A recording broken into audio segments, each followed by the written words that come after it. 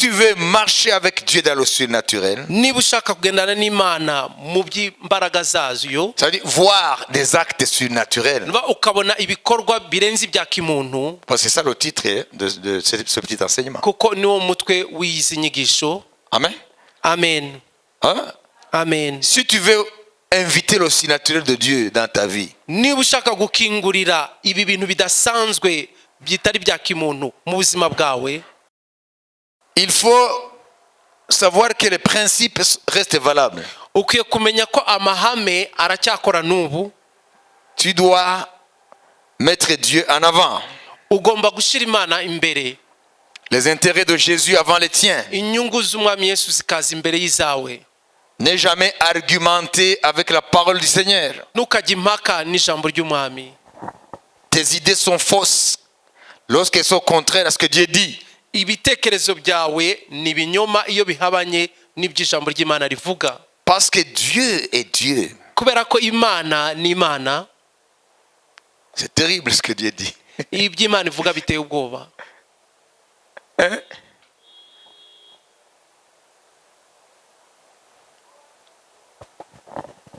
J'ai dit quelque chose à Dieu la nuit. Iri joro nabwiye Imana ikintu runaka. Et je l'ai vu le matin. Mu gitondo ndakibona. Et tu me diras que Dieu ne répond pas. None uri bumbwire ngo Imana ntabwo isubiza. Vous comprenez? Murabyumva? Donc il faut comprendre. Dore mukwiye gusobanukirwa. Dieu n'a pas changé. Imana ntabwo yigeze ihinduka. Il est le Dieu des miracles. Ni Imana y'ibitangaza. Et il restera le Dieu des miracles. Kandi izakomeza ari Imana y'ibitangaza.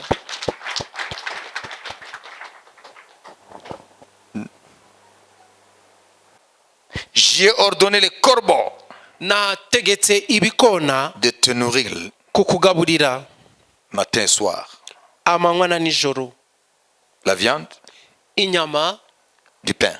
n'umugati. Et après, va à Sarepta. Noneho nyuma genda i Sarepta. J'ai ordonné une veuve. Nategekeye umupfakazi. Ce n'est pas une riche commerçante. Ntabwo ari umucuruzikazi w'umutunzi. Non, Oya. c'est pas la femme d'un chef. Ntabwo ari umugore w'umutware. C'est pas une riche terrienne. Nta nubwo ari umugore w'umutunzi w'umukungu. Non, Oya. ce n'est pas une riche propriétaire terrienne. Ntabwo ari umutunzi afite amasambu, umugore ufite Une amasambu. veuve. Ni umupfakazi. Avec la charge d'un enfant. Afite umutwaro w'umwana we. Une pauvre. Umukene. C'est là où Dieu a envoyé Élie. Aho niho Imana yatumye Eliya. Et vous voyez la scène. None murabona ibintu kuntu biriho biraba.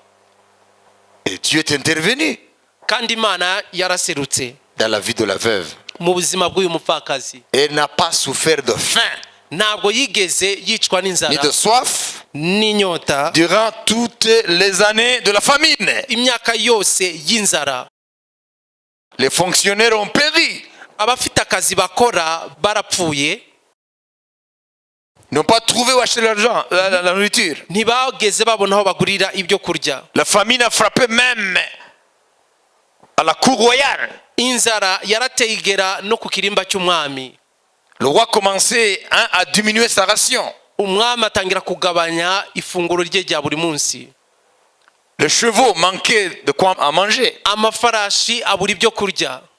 La famine commençait à attaquer même l'aristocratie. Amapfa atangira no kugera ku batware. La noblesse. Ku batware. C'est pourquoi le roi a envoyé aller chercher Élie. C'est lui l'auteur de ce malheur. Niyo mpamvu umwami yaje gutuma ngo bajye gushakisha Eliya, niwe nyirabayabazana w'ibi byago. C'était à l'époque d'Akab. Hari mu gihe cy'umwami Ahabu. Qui était un roi impie. Yari umwami w'umugome mubi. Mais une veuve. Ariko umupfakazi, Elle a été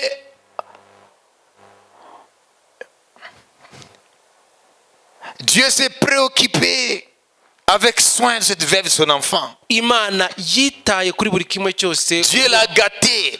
Iramukunda akazi, iramutetesha. Et n'a manqué de rien. Ntigeze akena na kimwe. Parce qu'elle a marché sur la parole du prophète. kubera ko yahagaze ku ijambo ry'umuhanuzi. Elle s'est oubliée elle-même. We aribagirwa, Elle a dit, ok, je prépare toi. aravuga ngo koko ndagutunganiriza, Moi, je m'oublie avec mon fils. jewe n'umuhungu wanjye twivanyeho amaso, D'abord, toi. ariko tufashe wowe mbere na mbere. Le problème, c'est que nous vivons avec Dieu Ikibazo nuko tugendana n'Imana sur le terrain de la raison. ku rubuga rw'ubwenge bwa kimuntu. Alors Dieu n'est pas là. Imana ntabwo riri korera ahantu nk'aho. Parce que quand tu marches avec Dieu, Kubera ko iyo ugendana n'Imana, tu marches avec le surnaturel. ugendana no mu bintu birenze ibya Il faut kimuntu. t'attendre à du surnaturel. Ukwiye kwitega ibintu birenze ibya kimuntu. Il ne faut pas t'attendre à des actes rationnels. Ntabwo ukwiye kwitega imirimo ya kimuntu isanzwe. Si tu as un partenaire, un homme comme toi, ok, vous vous attendrez à des choses rationnelles. Niba ufite uwo mufatanya w'umuntu nkawe, muzumvikana kuri urwo rubuga rw'ibintu bya kimuntu. Si tu marches avec Dieu, Niba ugendana n'Imana, Dieu ne t'appelle pas à des choses que tu peux comprendre. Imana ntabwo iguhamagara ibintu wowe wumvisha ubwenge bwawe. Et Dieu ne t'appelle pas à t'attendre à des choses compréhensibles. Kandi Imana ntabwo iguhamagara kwitega ibintu wabasha gusobanura n'ubwenge bwawe. Autrement, notre partenaire ou notre compagnon de route serait un homme comme nous. Bibaye uko uwo turagenda muri urwo rugendo yaba ari umuntu nkatwe. Et si c'est Dieu qui marche avec nous, Niba rero ari Imana igendana natwe, et si Jésus de Nazareth est Dieu fait homme, kandi Yesu w'i Nazareti akaba ari Imana yigize umuntu, alors nous marchons avec quelqu'un de surnaturel. rero tugendana n'umuntu wo mu buryo butari ubwa kimuntu. Alors comment est-ce qu'un homme naturel comme moi, None bishoboka gute umuntu nkanjye usanzwe, doté de la seule raison, we yiyoborerwa n'ibitekerezo bye, 1 plus 1 égale 2, rimwe kongeraho rimwe ni kabiri, c'est logique? ni ibintu C'est byumvikana? logique? Si byumvikana? 1 plus 1 égale 2, Rimwe gushyiraho rimwe c'est logique. ni ibintu byumvikana? Alors Dieu te dit 1 plus 1 égale 1. Imana ikakubwira ngo rimwe guteranya rimwe ni rimwe. Qu'est-ce que tu vas faire? Urakora iki? Tu vas dire, Dieu, tu ne connais pas l'arithmétique. Uraza kwibwira ngo we nta mibare uzi. Pourquoi? Kubera iki? Parce que Dieu n'est pas sur le terrain de la raison. Kubera ko Imana yo ntabwo iri kuri urwo rubuga Dieu est dans le rw'ibitekerezo, surnaturel. ahubwo iri mu byayo, mu by'Imana. Toi, 1 plus 1 égale 2. Kuri wowe rimwe gushyiraho rimwe ni kabiri, Mais devant Dieu, 1 plus 1 peut être 1. ariko imbere y'Imana rimwe guteranya rimwe bishobora kuba rimwe. Parce que Dieu n'est pas un Dieu de raison. Kuko Imana ntabwo ari Imana ikorera mu bitekerezo by'abantu, C'est un Dieu du surnaturel. ni Imana ikora mu biri hanze y'ibyo abantu bashobora gutekereza. Il agit dans le domaine de l'irrationnel. Ikorera hanze ku rubuga rw'ibiri hanze y'ibyo umuntu ashobora gusobanukirwa. Jamais dans l'histoire de l'humanité, les corbeaux ont nourri un homme. Ntihigeze habaho mu mateka y'inyoko muntu aho ibikona bigaburira umwana w'umuntu. Donc Dieu avec Élie, Rero Imana hamwe na Eliya, il y a un mélange du naturel et du surnaturel. habaye urwo ruvange rw'ibintu bisanzwe bisobanukirwa mu buryo bwa kimuntu n'ibiri hanze y'ibitekerezo bya C'est-à-dire quand kimuntu. Élie traitait avec les hommes, Nuvuga ngo igihe Eliya yavuganaga n'abantu, c'était un homme ordinaire. yagaragara ko ari umuntu usanzwe. Mais quand c'est Dieu qui intervenait à travers Élie pour parler aux hommes, Ariko igihe Imana ariyo yaserukaga ikavugira muri Eliya ivugana n'abantu, c'était le surnaturel qui venait. ibyo rero ni ibintu biri hanze y'ibisobanukirwa n'abantu Dieu ne byaseruka. parle jamais dans le rationnel. Imana ntivugira na rimwe mu bishobora gusingirwa n'ubwenge bw'umuntu. Quand nous marchons avec Dieu, Rero iyo tugendana n'Imana, il nous met souvent twinjiza kenshi dans des situations mu bihe qui nous dépassent. biturenze, Dont tu n'as pas les ressources nécessaires toi-même. ibyo wowe utihagije ngo bikemure. Vous savez ce que le philosophe Nietzsche allemand, le philosophe allemand a dit? Murabizi by'uriya mu philosophe Nietzsche w'umudage yavuze Il a dit, ngo la grandeur d'un homme ubuhangange bw'umuntu c'est de se mesurer à quelque chose de plus grand que lui. ni ukwipima ku kintu kimurengeye. C'est ça la grandeur de l'homme. Ubwo nibwo buhangange bw'umuntu. La grandeur de l'homme, Ubuhangange bw'umuntu c'est de s'attaquer à quelque chose de plus grand que soi. ni uguhangana n'ikintu kikurengeye. Comprenez? Murabyumva? Amen. Amen. Alléluia. Amen. La grandeur d'un homme, Ubuhangange bw'umuntu dit Nietzsche, niko uyu Nietzsche avuga, c'est de s'attaquer, de se mesurer à quelque chose de plus grand que soi. ni ukwipima ku kintu kikurengeye kikurenza imbaraga. Alors, quand on marche avec Dieu, Iyo ugendana n'Imana rero, Dieu t'amène dans des situations qui te dépassent. Imana ikwinjiza mu bintu bikurengeye. Alors, quand tu sortiras de cette situation, Igihe rero uzabisohokamo, tu sauras que ce n'est pas toi, uzahita umenya ko ntabwo yari wowe, celui qui l'a fait. niwe yabikoze. Comprenez? Amen. Amen. Amen. C'est pourquoi Paul, qui connaissait les voies de Dieu, Niyo mpamvu Pawulo yari asobanukiye inzira z'Imana. il a dit, je me plais dans les souffrances. Yaravuze ngo nishimira kuba mu mibabaro, Je me plais quand je suis dans des conditions humainement impossibles. nishimira kuba iyo ndi mu buzima mu buryo bwa kimuntu utasobanukirwa. Je me plais quand je suis dans une situation où je risque ma vie. Nishimira kuba mu buzima aho n'ubuzima bwanjye nshobora kububura, Parce que j'ai appris que kuko namaze gusobanukirwa c'est ko lorsque je suis faible ni igihe ndi umunyantege nke que je vois la puissance du Seigneur. niho mbona imbaraga z'umwami. C'est Dieu lui-même qui lui avait donné cette leçon Imana niyo yari yamwigishije iryo somo ubwayo, à travers l'épreuve de l'écharde. binyuze muri cya kigeragezo yari afite mu mubiri. Et il a prié 3 fois Yarasenze inshuro eshatu pour que Dieu lui enlève cette écharde. kugira ngo Imana ikimuvaneho. Et le Seigneur lui a répondu, Umwami amusubiza ngo ma puissance imbaraga zanjye s'accomplit ziseruka dans votre faiblesse. mu ntege nke zawe, Faiblesse physique, zaba faiblesse iz'umubiri, financière, mu buryo bw'amafaranga, toutes sortes de faiblesses. ni intege nke mu buryo Pas le bwose. péché, Ntabwo ari ukuvuga icyaha. comprenez? Murabyumva? 1 Corinthiens 6, verset 17, et on va terminer. Abikorinto ba mbere 6 Ah, j'aime ce verset et tous les autres. uyu murongo ndawukunda ariko nindi. ariko uwifatanya n'umwami Yesu aba abaye umwuka umwe nawe. Amen. Amen. Uwifatanya n'umwami ababaye umwuka umwe nawe. Là on a dit celui qui s'attache à une prostituée devient une même chair avec la prostituée. Et celui qui s'attache au Seigneur devient un même esprit avec le Seigneur. Ça c'est un verset qui renferme une grande révélation. Uyu ni umurongo ukubiyemo yishirwa rikomeye cyane. Si l'esprit pouvait t'ouvrir l'intelligence Umwuka abashije kugufungura ubwenge pour le comprendre, kugira ngo ubyumve, il y a la clé d'une vie riche. harimo urufunguzo rw'ubuzima busaga. Celui qui s'attache à une prostituée devient une seule chair avec elle. Uwiyunze na maraya aba umubiri umwe nawe, Et celui qui s'attache au Seigneur parce qu'il est esprit, il devient un même esprit avec le Seigneur. kandi uwiyunze n'umwami kuko ari umwuka aba umwuka umwe n'umwami. Est-ce que vous comprenez? Murabyumva hano? Celui qui s'attache à une prostituée devient une seule chair avec elle. Uwiyunze na maraya aba umubiri umwe na maraya Parce que c'est la chair. kuko ni umubiri. Mais celui qui s'attache au Seigneur, Ariko uwiyunze n'umwami il devient un seul esprit avec le Seigneur. aba umwuka umwe n'umwami, Parce que le Seigneur est esprit. kubera ko umwami ni umwuka. Alors, quelles sont les conséquences Ingaruka rero ni izihaho d'être un même esprit avec le Seigneur? kuba umwuka umwe n'umwami. Ça veut dire, Bivuga ko nous marchons dans les voies du Seigneur tugendera mu nzira z'umwami, qui sont des voies irrationnelles, ari inzira zidasingirwa n'ubwenge bwa kimuntu, jonchées du surnaturel. ahubwo zirimwo ibintu birenze ibya kimuntu. Qui a compris? Comprenez?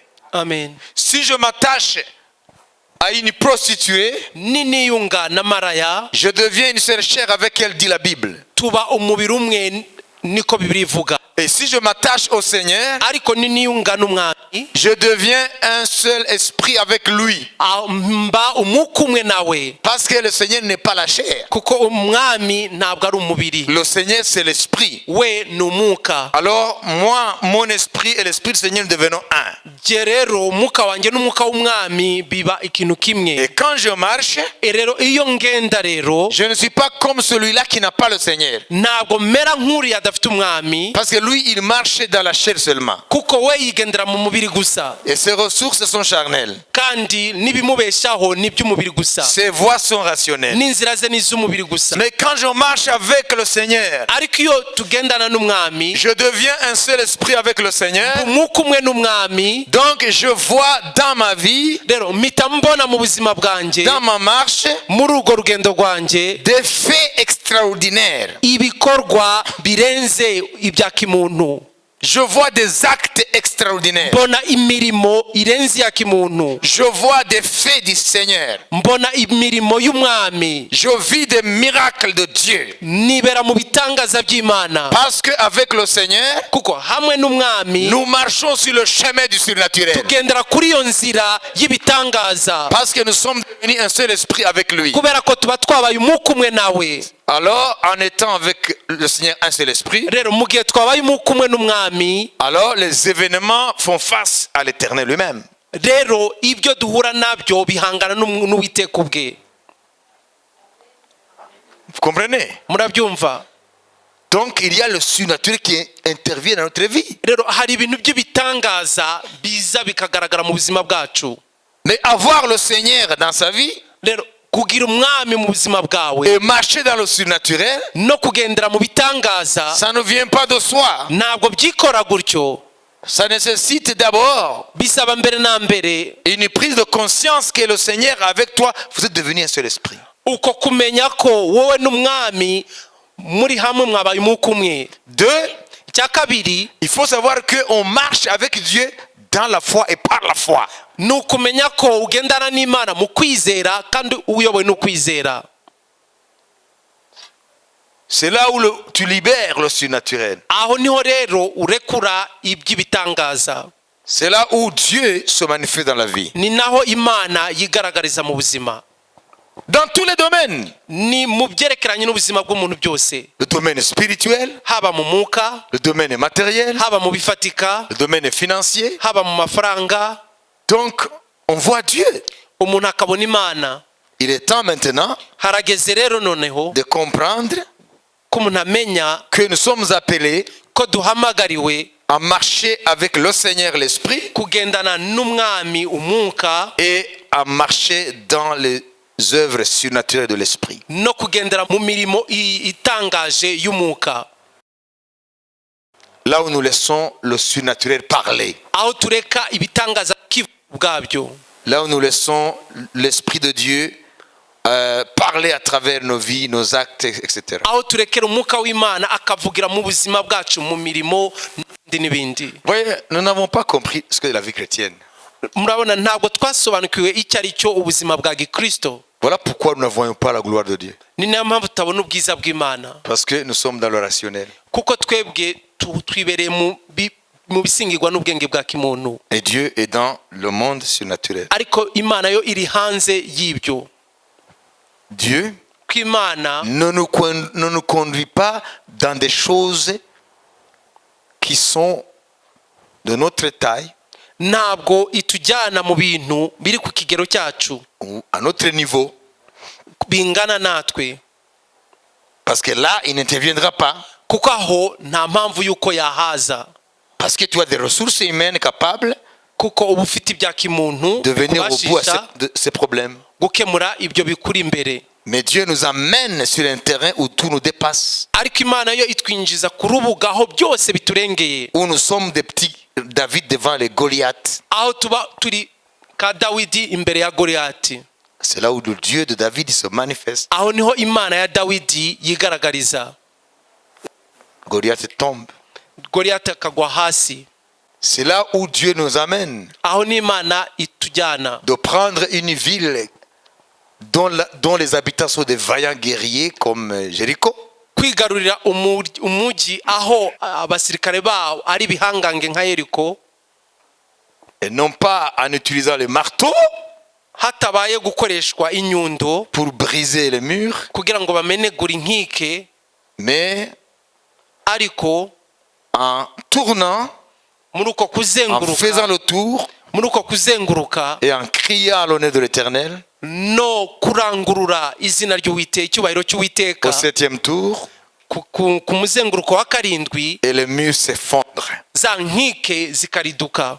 Et là, ce n'est pas l'homme qui a fait fondrer les murs. Aho rero ntabwo ari umwana w'umuntu yariduye Parce que les voix ne peuvent pas abattre les murs commis de Jéricho. kuko amajwi y'abantu ntabwo ashobora gukubita hasi inkike za On dit Yeriko. que l'épaisseur des murs de Jéricho Baravuga ko ubugari bw'iriya ziriya nkike za Yeriko était large comme une bande de circulation des autoroutes. byari bigari nk'imihanda migari imodoka zinyuramo. L'épaisseur.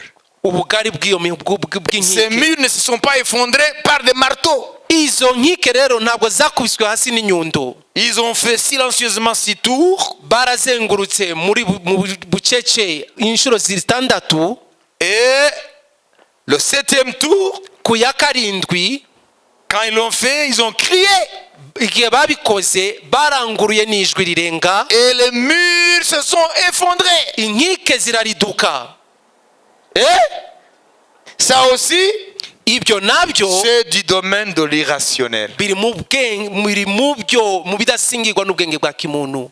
Ça, c'est pas de la raison. Ibyo ubwenge bwa kimuntu ntibwabisobanukirwa. La raison, il fallait amener des bulldozers. Ubwenge bwo bwari kuzana bya bimashini bimwe biri turi imisozi. Ça veut dire Dieu est dans l'irrationnel. Rero Imana igendera mu bintu nk'ibyo. Voilà pourquoi ces voies ne sont pas faciles pour les hommes. Niyo mpamvu inzira zayo zitoroheje ku bana b'abantu. Qui a compris? Ninde wabisobanukiwe? C'est difficile. Biraruhije. Vous comprenez? Murabyumva? À moins qu'on ait la grâce de se laisser conduire par lui. Bwo kugira ngo twemere kuyoborwa nawe. C'est là où nous pouvons marcher dans les voies du Seigneur. Aho niho dushobora kugendera mu nzira z'umwami. Autrement, on ne peut pas. Bitabaye uko ntitwabishobora. Vous avez compris? Mwabyumvise? Notre vie est pauvre Ubuzima bwacu burakenye cyane sur le plan du surnaturel. kuri urwo rubuga rw'ibitangaza by'Imana. Je vous donne un devoir. Mbahaye umukoro, Que chacun analyse sa vie. buri umwe wese asuzume ubuzima bwe. Prends ton agenda si tu en as. Ufate aho ujya wandika niba uhafite, Si tu sais écrire, bien sûr. niba uzi kwandika Et birumvikana. tu passes en revue ta vie. Noneho ugaruke usubize amaso inyuma mu buzima bwawe Depuis que tu es chrétien. kuva igihe wabaye mu Kristo. Je ne dis pas depuis que tu as été baptisé. Ntabwo ndiho ndavuga kuva igihe wabatirijwe. Je dis quand tu as dit Seigneur, je me répands. J'ai entendu ta parole, je te reçois dans ma vie comme Seigneur et Sauveur. Pardonne tous mes péchés. Vous savez, le jour où tu as confessé par ta bouche et que tu as cru par ton cœur. Ndavuga umunsi watuye n'akanwa kawe ukizera n'umutima wawe, Après avoir entendu l'évangile urangije kumva ubutumwa bwiza et que tu as reçu Jésus ukakira Yesu, et que tu as dit maintenant je suis enfant de Dieu. none ukaba uhereye none ndi umwana w'Imana. Depuis ce jour-là Uhereye uwo munsi jusqu'à aujourd'hui, kugeza kuri uyu munsi, passe en revue subiza amaso inyuma cette période urebe icyo gihe cyose et mentionne chaque cas qui reflète l'intervention surnaturelle de Dieu dans ta vie. none ugende wandika ikintu cyose kigaragaza ukuboko kw'Imana mu buryo Dans telles bw'igitangaza, circonstances, mu byo wagiye ucamo. je ne dis pas comme les païens, que les païens aussi, hein, ils disent ouais, oui, Dieu m'a sauvé ici. Kuko Imana ikorera ibyiza bose. Ariko ndo ndavuga iby'umwihariko by'abana b'Imana. Alors mentionne ça. Ibyo rero ubyandike. Et tu verras combien nous sommes pauvres en termes du surnaturel. Uzahita ubona n'ukuntu dukenye ku byerekeranye n'ibitangaza by'Imana. Et tu vas commencer à apprendre. None uzahera ko utangire kwiga. Ce verset de 1 Corinthiens 6, 17. 6:17 Que si nous nous attachons au Seigneur, nous devenons un seul esprit ko avec le Seigneur. iyo tubaye umwe n'umwami tuba umwuka umwe n'umwami. Ça veut dire tes aventures sont ses aventures. Nuvuga ngo ibyo mbamo biba ibye. mes défis sont ses défis. ibyo mpanganye nabyo bibibye, Mes ennemis sont ses ennemis. abanzi banjye baba abanzi be, Mes intérêts sont ses intérêts. inyungu zanjye nizo nyungu ze, Ses intérêts sont mes intérêts. ize zikaba izanjye. Là, tu vas commencer à apprendre. icyo gihe uzahera ko wige, Et une prière va jaillir du fond de toi. hanyuma isengesho rizazamuka muri wowe, Seigneur, uvuge ngo mwami, je ne marche pas dans le surnaturel. ntabwo ngendera mu bitangaza byawe, Je marche comme tout le commun des mortels. ngenda uko ngenda ni muri rusange rw'abana b'abantu. Je n'ai rien de plus par rapport à celui-là qui ne marche pas avec toi. ntacyo nsumbije uriya utagendana nawe. Quand je suis devant des difficultés, iyo mpanganye n'ibibazo, les approches que j'utilise sont les mêmes que les approches des uko gens. mbyifatamo nicyo kimwe nuko abatagufite babigenza. Wandoringa ibibazo byawe nk'umuntu ari we wese. Inzira akoresha nizo ukoresha keretse ibyaha. Voyez? Donc tu n'as rien qui te différencie rero ntacyo ufite na kimwe kigutandukanya de celui qui ne marche pas avec le Seigneur. yuriya atagendana n'umwami. Et là, tu vas commencer à voir combien Satan nous a menti et nous a privés d'une vie abondante en Christ. aho rero uzahita utangira kumenya ukuntu satani yadushutse akaba yaratwambuye ubuzima busaga muri Kristo Yesu. Si nous avons la grâce rero niba tugira ubuntu de découvrir bwo gusobanukirwa cet aspect de la vie chrétienne, icyo gice cy'ubuzima bw'umukristo, que en recevant Jésus, ko mu kwakira Yesu nous avons intégré le surnaturel. twakiriye ubuzima bw'ibitangaza, Nous avons intégré l'irrationnel. ibintu birenze ubwenge bwa kimuntu. Là, nous allons comprendre icyo gihe tuzasobanukirwa que nous sommes passés à côté de ce que était notre vocation. ko twagiye ku ruhande y'icyo twari twarahamagariwe. Et nous allons commencer à nous plaire, rero tuzatangira kwishimira, nous réjouir kunezererwa des situations pleines de beaucoup d'inconnus. y'ibihe byuzuyemo ibintu tudafitiye igisubizo. Des situations avec beaucoup d'inconnus. ibihe aho dufite ibibazo byinshi twibaza, Parce que quand nous marchons avec Dieu, kuko iyo tugendana n'Imana c'est vers l'inconnu. bituganisha ahantu tutazi. Alors il faut nous réjouir des inconnus. rero tukwiye kunezererwa ibyo ngibyo nyine. C'est là où Dieu vient résoudre nos équations. aho n'Imana rero iza igasubiza ibyo bibazo byacu. Les X et les Y. Les X et les Y ama X n'ama Y reçoivent les réponses. bikabona ibisubizo byayo. Donc l'homme charnel rero umuntu w'inyama n'amaraso ne veut pas une situation où il y a des inconnus. ntabwo we ajya yifuza ibihe aho abona ibibazo adafitiye igisubizo. Il veut qu'il ait la certitude qu'il est sur un bon terrain. ashaka gihamya ko ari ku butaka afitiye igisubizo cyose. Je vais aller faire un contrat, passer un contrat de bail avec ce gars-là. Je vais prendre cette maison-là. ndashaka gufata iriya nzu, ndashaka kujya gukorana amasezerano y'ubukode n'uriya muntu. C'est une maison de 500 000. ni inzu y'ubukode buhagaze ku 500,000. Yeah, it's affordable. It's affordable. ego nayabona. Mon salaire est de 1 million. umushahara wanjye ni miliyoni. Ça peut aller. koko nabishobora. Tu as fait des calculs. wakoze imibare. Comprenez? murabyumva? C'est ça notre nature. uko rero niko duteye, niyo kamere yacu. Comprenez? Amen. Regarde. reba itegereze. Uriya boss wawe rimwe arakumanuye. Uvuye kuri miliyoni uguye kuri 250. Icyambere umutima ukuvamo. Noneho ugatangira kureba inzu ya 30. Rona inzu ibihumbi 30. Uko niko umwana w'umuntu ameze. Donc nous voulons des situations où nous avons la certitude qui nous donne la sécurité. dushaka ibihe aho tubona gihamya gituma twumva dutekanye. Donc nous vivons dans le rationnel. twibera mu byo dushobora gusingira n'ubwenge. Simvuga ko ari bibi, niko bimeze. Niyo kamere yacu. Si byose. Kabwira ati umwana rero uramva rero byakomeye. Igihembwe nicyo cya nyuma. Murabyumva? Abana no kubera igima hanyuma se John twakinaga, umwana ntabyumva. Donc urumva inzu, imodoka madame yarafitiye nawe iyawe niyo kujya guhaha, none imwe ebyiri kwanza murada. Les gros cylindres font place aux petites bagnoles. Bya bimodoka bigari binini bikasimburwa na turiya tumodoka duto. Et voilà. Ça c'est la logique même. Ibyo niko umuntu ateye, niko atekereza. Murabyumva? Nous vivons dans le rationnel. Niko twiberaho. Nago niyo ndabwo ari bibi. Siko bimeze. Ibyo ni bisanzwe ko ubuzima burahinduka. Burazamuka ukamanuka. Utabizi isi zamwigisha. Mwabyumvise? Ariko rero nimba turi abantu b'Imana muri ibi by'Imana, twegobya ko Imana ituyobora mu buzima aho tudakontorora buri kintu cyose, itwigishe ko ntago tubeshwaho natwe ubwacu. Amen.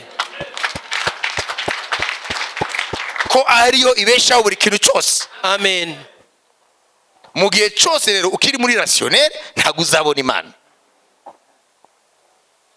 Keretse haramutse habaye ikintu gikoma kuri bya bindi byari stable bikavaho, sibyo?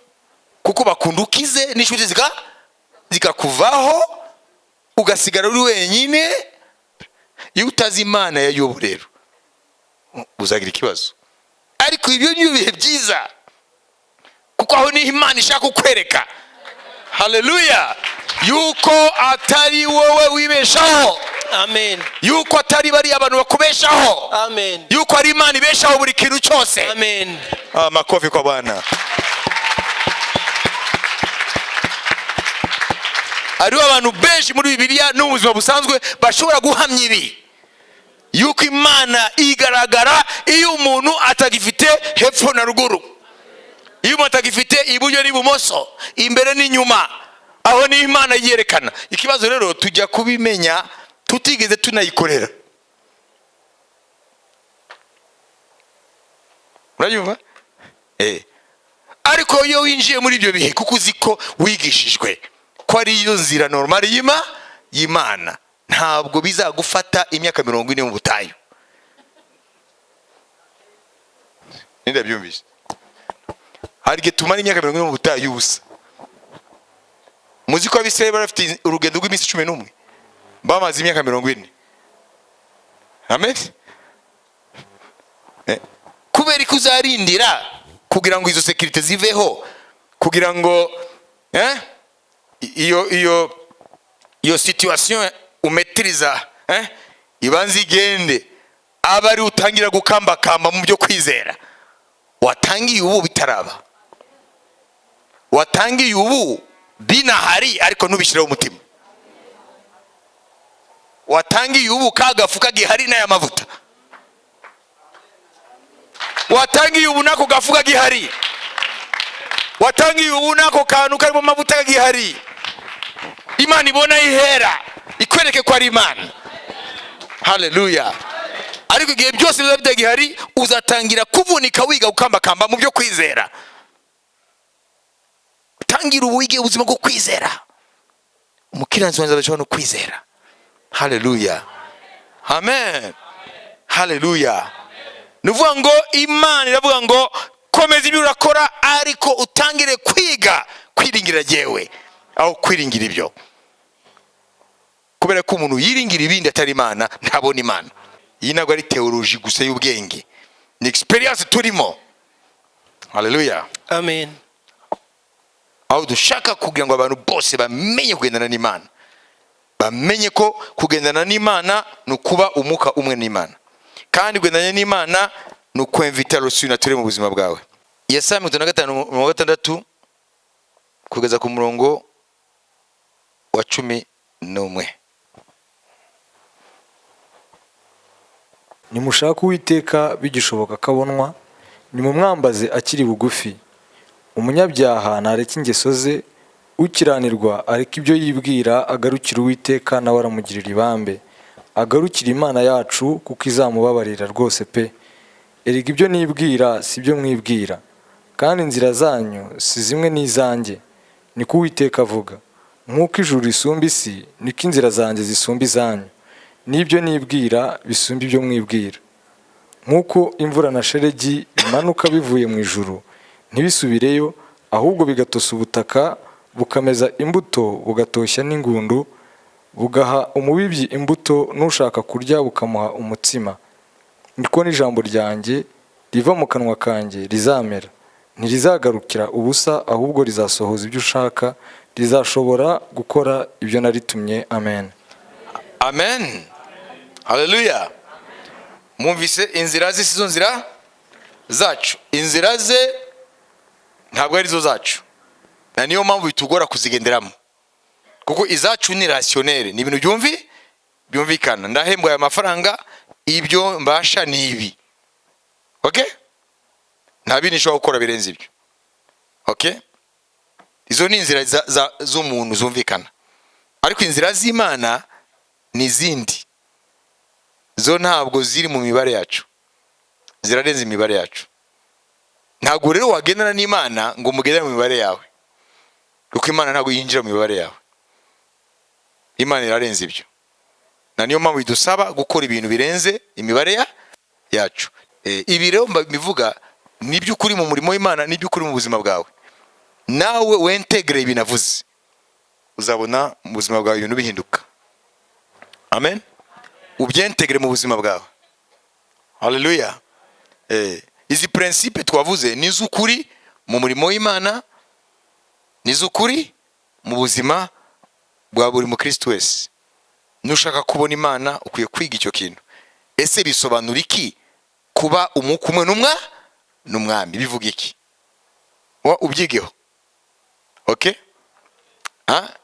Ngufatanya n'amaraya babaye umubiri umwe, ufatanya akaramata n'umwami bahinduka umwuka umwe. Bisobanura iki? Okay, usubize. Hanyuma ufate ubuzima bwa Eliya ubwigeho, ngo yari umuntu nkatwe. Ni gute ubuzima bwe bwari buranzwe n'ibintu birenze imibare ya kimuntu, bidasobanuka n'ubwenge bwacu? Ni ukubera ko Eliya yari akaramata n'umwami Imana. Mwabyumvise? N'uyu munsi ntabwo Imana yahindutse. Nufata ukentegra mu kwizera ukamenya Yesu wakiriye ingaruka yabyo, noneho ku munsi mukagendana ubizi kugendana n'umuntu atari mu mibare yawe, umuntu arenze ubwenge bwawe, umuntu arenze gahunda zawe, umuntu arenze aho wowe wumva wagarukira. Haleluya. Icyo rero uzatangira kumva ko ukwiye gusohoka muri twa limite twawe ukinjira muri ilimitation y'Imana. Duhaguruke. Ni mu bisha bikorwa muzamuhiriwe. Nabahaye devoir. Murayibuka? Kuva aho wakijijwe kugeza uno munsi, reba ko ubuzima bwawe burangwamo n'ibintu ubona ko ari urutoke rw'Imana rwabikoze, mu mwuka, mu mafaranga, mu kazi, mu mashuri, ibi ubuzima muri rusange. Urebe ko hariho preve ko umwami umwuka mwabaye umwe mugendana nawe. Nimba bitameze gutyo umenye ngo hari ikintu kibuze, hanyuma utangire ugishake. Amen. Reka rero ndabarangirize. Murabizi? Murazi impamvu tuba mu buzima bwa routine, mu buzima kuza gusenga, gutaha, kugaruka, gutaha. Abantu benshi bazi yuko turastragoringa, ariko aheza ni mu ijuru. Ariko ntabwo ari byo.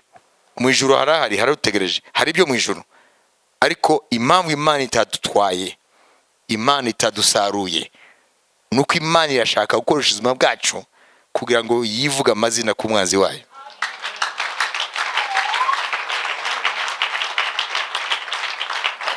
Kuko ntago byayinaniye gukizwa igahita igusarura. Nuko ishaka ubuzima bwawe kubukoresha kugira ngo yivuge amazina ku banzi, abavuga ngo nta Yesu nta Mana bamenye kwiriho. Haleluya. ibyo rero birasaba ko ubyiga ukabimenya kugira ngo uve. Nitumara kwinjira muri uwo rwego bene data, ubuzima rero bwa gikristo rero butaburyoha, ntako busa, ntago uzongera kurarikira iby'abisi, ahubwo uzabona ko ari ingorwa, kuko uzabona ibyo Imana igenda ikora. Haleluya. Ukagenda utangara, uva mu cyumba ugatangara, wafungura ikindi ugatangara. Haleluya. Ukabona ibintu birakoreka mu buryo buhambaye. Bwa ubuzima bwo gusharira ngo ni ugushira iginyo kurindi ngo tuzarukira mu ijuru. Reka da, ubwo no butumwa batubeshye. Ubutumwa nuko mu ijuru birahari, ibyiza birahari, ibyo ijisho tigeze kubona, ibitegeze kwinjira mu gutwi k'umuntu, ibitegeze kwinjira mu mutima w'umuntu, nibyo Imana ibikiye abayikunda. Iratubikiye mu ijuru birahari. Ariko meanwhile, mvuga ati meanwhile, hagati aho hari ibyo Imana ishaka gusuka mu buzima bwawe. Piga makofi kwa Bwana Yesu. Haleluya. Hari ibyo Imana ishaka gusuka mu buzima bwawe, kugira ngo Imana yivuga amazina imbere y'abanzi. Haleluya. None se rya jambo rizaba rivuga iki mu Bakolosayi? Ngo yambuye abakuru n'abatware. Amen. Yarabambuye ubutware bwabo, intwaro zabo. Amen. Gwibahimura ku mugaragaro, ibivugaho hejuru ko ndi Uwiteka Nyiringabo, intwari ku rugamba, mpamagara ibitaro nk'ibyo bigaseruka. Haleluya. Nshinzira atari inzira. Haleluya. Shira amazi mu butayu. Oh haleluya. Imana ikavuga ibigwi byayo. Manuka ku musozi Sinayi ugahinda umushitsi. Oh haleluya. Nteka ibikona bikagaburira umukozi wanjye mu gihe cy'amapfa. Imana igashaka kwivuga ayo mazina mu buzima bwawe. Haleluya. Haleluya. Nigihe ntubura imigati n'amafi abantu 20,000, abagabo 5,000 udashima umuragore n'abana, abateruje avuga ngo ni basaga 20,000, bakarya bagasigaza. Nimba ari umusoro ushaka, ndakohereza hariya mu nyanja, ifi ya mbere uroba wifunguramo urasanga ibihwanye n'ibyo ukeneye. Nashaka kukubaza, ninde yashize ari amafaranga muri iriya nda y'afi? Banki ba mu nyanja. Yesu afite amabanki ahantu hose. Avana hari akavana hari akadeplasa. 37 Yesaya. Amen. Umurongo wa 26 geze kuri 27. Ntiwumvise uko nabigenjeje kera mbigambiriye mu gihe cyashize, none ndabisohoje kugira ngo urimbure imidugudu igoswe n'inkike, uyihindure ibirundo by'amatongo. Amen. Amen. Wewe kubera ko twatagiriye hagati ushobora kuba utabyumvise neza. Haleluya.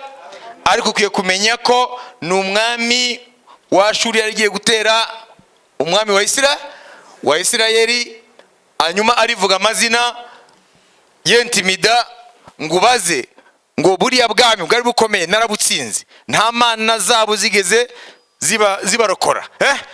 Ngo sibyo kandi ibyo yavuze byari ibyo, yagiye atsinda amahanga menshi. Ngo nawe rero Ezekiya rero ngo ntubeshye ubwoko, ahubwo nubabwire mugire gute, muzamanike amaboko, ntubazane muri imirwano, kuko nta mana, ntubabwire ngo Uwiteka ngo Imana yawe ngo izabarokora, kuko nta mana igeze bakiza. Imana irabyumva. Yavuze iki?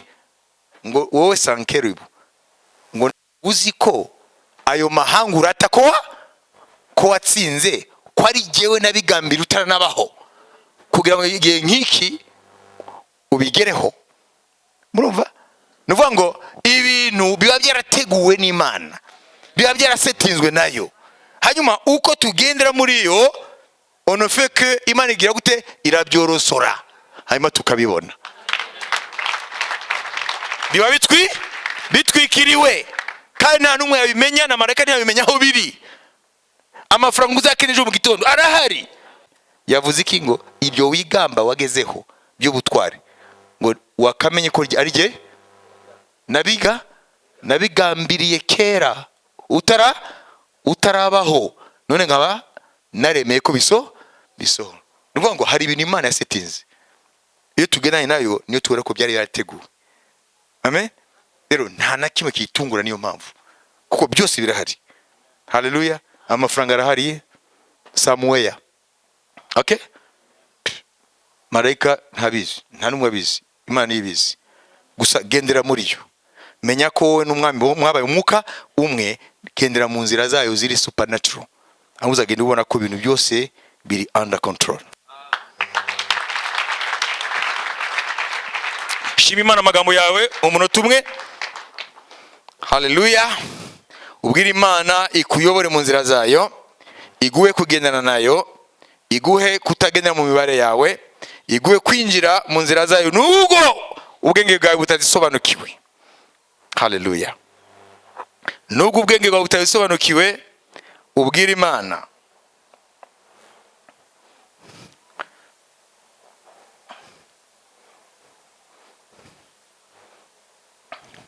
Hanyuma uraza gukomeza mu rugo utekereze kuri ibi, ukora ya devoir nakubwiye.